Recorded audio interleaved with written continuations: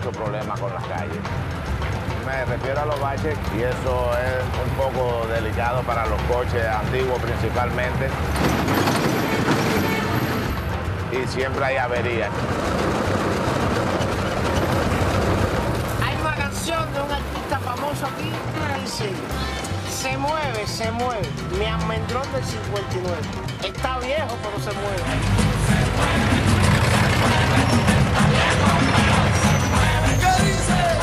Este coche es del año 52, llamado Chevrolet, ¿entiendes? Está remotorizado. Eso era de mi abuelo. Pasó a mi padre, de mi padre pasó a mí.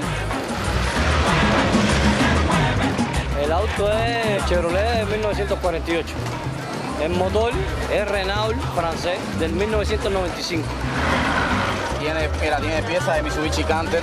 El radiador es de Mercedes-Benz. De Lada, ruso. El motor es un motor de barco.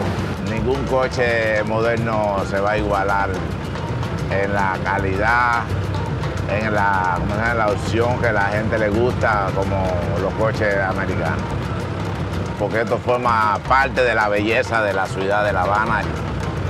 Esto es como se dice, esta es la primera esposa y después está la segunda, como se dice aquí en Cuba.